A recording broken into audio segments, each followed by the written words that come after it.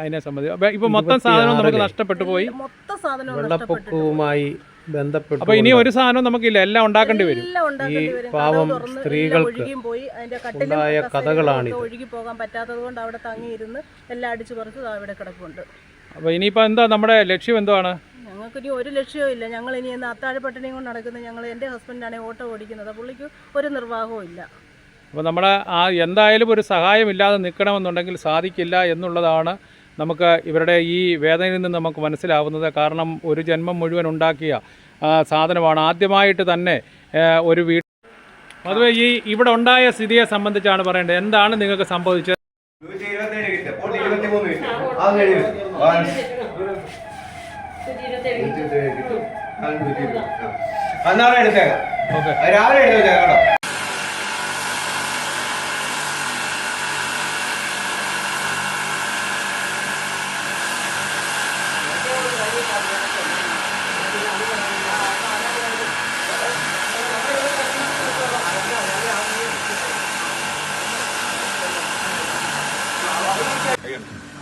നമുക്ക് അത്യാവശ്യമായിട്ട് എന്താ വേണ്ടത്? നമുക്കിപ്പോൾ വേണ്ടത് വസ്ത്രം, ഭക്ഷണം, മരുന്ന്. വസ്ത്രം വേണം, ഭക്ഷണം വേണം, മരുന്നും വേണം.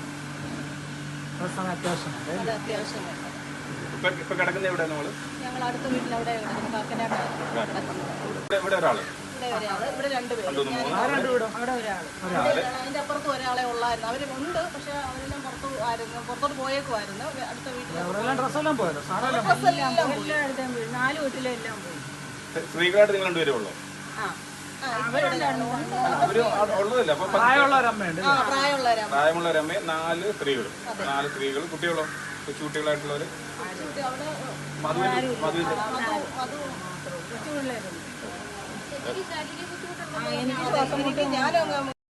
അഹോരാത്രം എന്ന് വേണമെങ്കിൽ പറയാം. ഇത്രയും കാര്യങ്ങൾ ഒരുക്കാൻ വേണ്ടിയിട്ട് തൃശ്ശൂരിലെ ഓരോരുത്തരും അതിനു വേണ്ടിയിട്ട് വലിയ എഫേർട്ടാണ് എടുത്തത്.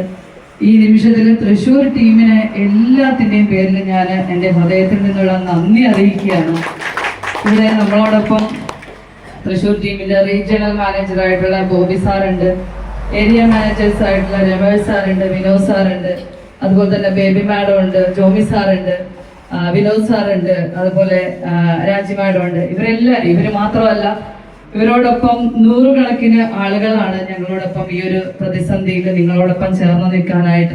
ഇതൊന്നും വലിയൊരു സഹായമാണെന്നോ അല്ലെങ്കിൽ കൊട്ടിഘോഷിക്കപ്പെടേണ്ട കാര്യമാണെന്നോ ഒന്നും ഞങ്ങൾ മനസ്സിൽ പോലും ചിന്തിക്കുന്നില്ല. ഞങ്ങളുടേതായിട്ടുള്ള ചെറിയൊരു കൈത്താങ് മാത്രം. അത് നിങ്ങളുടെ പ്രശ്നങ്ങളെല്ലാം പരിഹരിക്കുമെന്ന് ഞങ്ങൾ ഒരിക്കലും ചിന്തിക്കുന്നില്ല. ഒരു സുപ്രഭാതത്തിൽ എഴുന്നേൽക്കുമ്പോൾ 4 ചുമരുകൾക്കിടയിൽ നമ്മൾ കണ്ട സ്വപ്നങ്ങളില്ല, അത് വെറും ഓർമ്മയായിട്ട് മാറുന്നു. വീടെന്ന് പറയുന്നത് 4 ചുമരുകൾക്കുള്ളിലുള്ള ഒരുപാട് സ്വപ്നങ്ങളും ഒരുപാട് പ്രതീക്ഷകളും ഒരുപാട് ഓർമ്മകളും ഒക്കെ ഉള്ളതാണ്. ഒരു രാത്രി പുലർന്നു കഴിയുമ്പോൾ വെള്ളം എല്ലാം കൊണ്ടുപോയി എന്ന് പറയുന്ന നിങ്ങൾ ഇന്ന് അനുഭവിക്കുന്ന എല്ലാ അവസ്ഥകളും തരണം ചെയ്ത ആളുകൾ തന്നെയാണ് ഞങ്ങളും.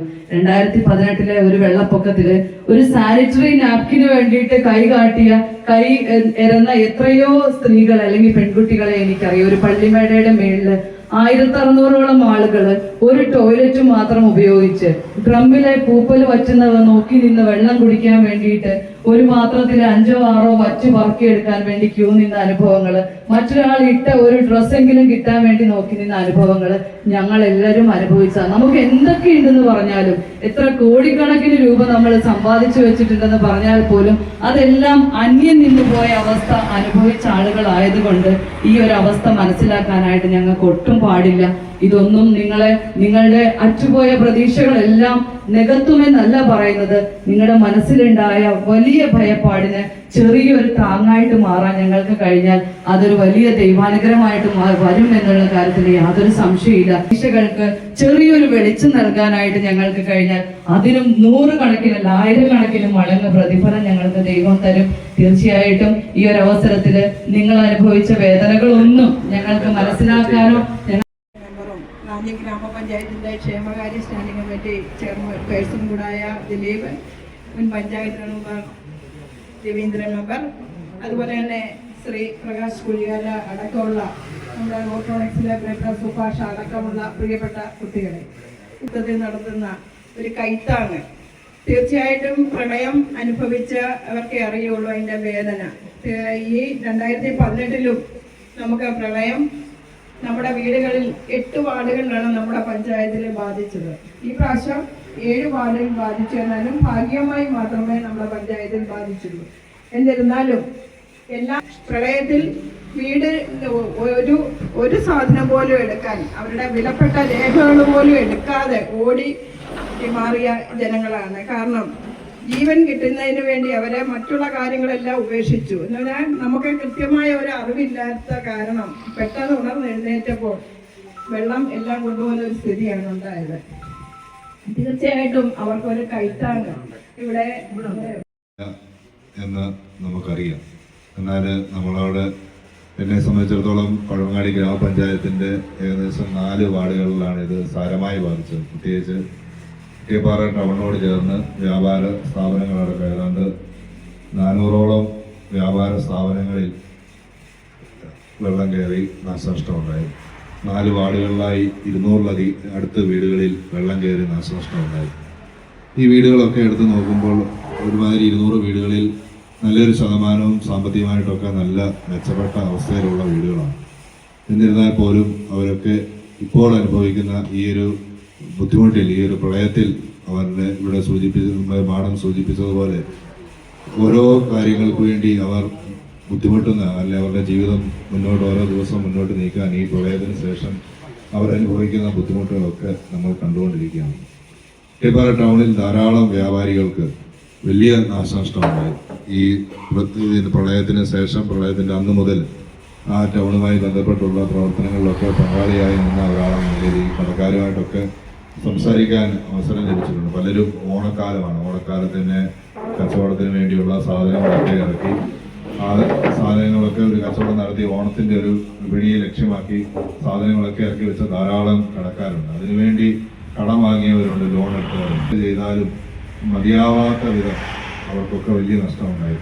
അവിടെ കെപാറയിലുള്ള ഒരു കടക്കാരൻ അദ്ദേഹം എന്നോട് പറഞ്ഞു, അദ്ദേഹം ഓണത്തിൻ്റെ കച്ചവടത്തിന് വേണ്ടി അദ്ദേഹത്തിൻ്റെ ഭാര്യയുടെ സ്വർണം പണയം വെച്ച് വന്ന് ഈ നോട്ടെല്ലാം കൂടെ കൊതുന്ന് അതിനകത്തുനിന്ന് ഒരു 2000 രൂപയിൽ താഴെ അദ്ദേഹത്തിന് അത് തിരിച്ചു, ബാക്കി നോട്ടുണ്ടോ ഇല്ലയോ എന്ന് കാണാത്ത വിധത്തിൽ അത് ഉള്ളിൽ കയറി പോയി.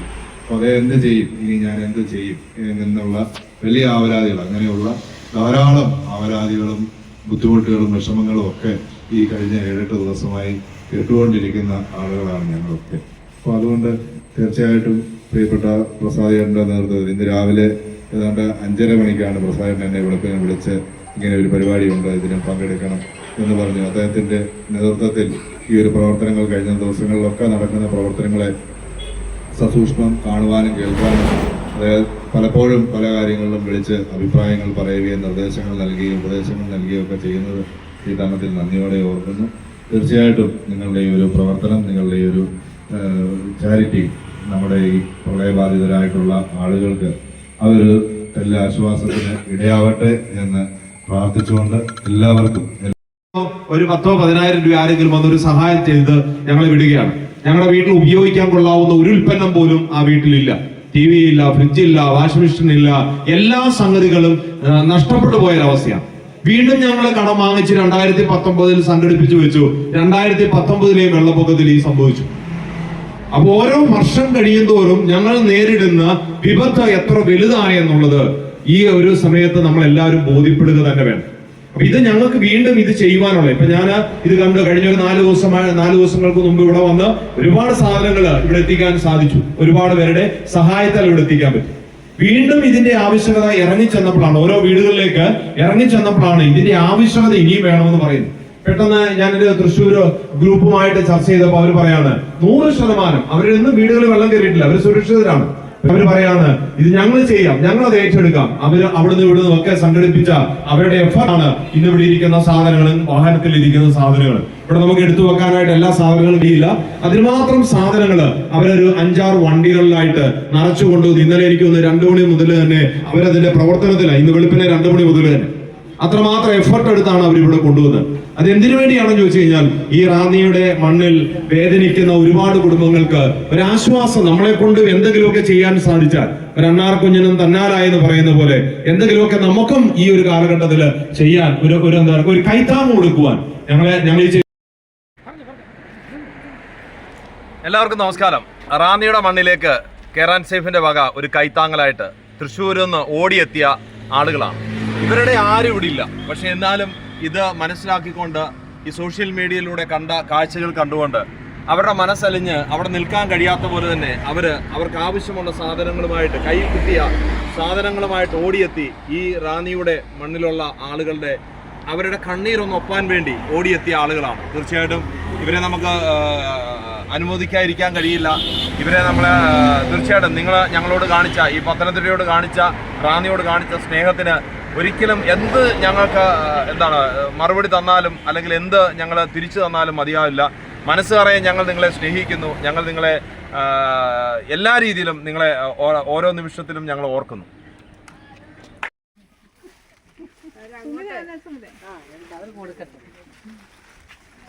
അങ്ങോട്ടും ഇങ്ങോട്ടും ഇരുന്നവര് മുണ്ടൊക്കെ ഉള്ളവര് നൈറ്റ് അങ്ങോട്ടും ഇങ്ങോട്ടും ഷെയർ ചെയ്യുക. അതാ പറഞ്ഞേ ഇവിടെ വെച്ചിട്ടുണ്ട്.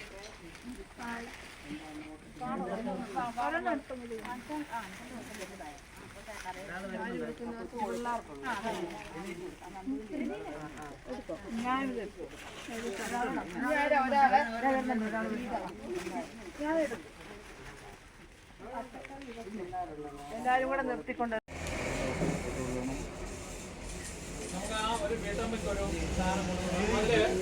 നമ്മുടെ അതിലൊരു പച്ചക്കറി കിറ്റ് കൊടുക്കണേ.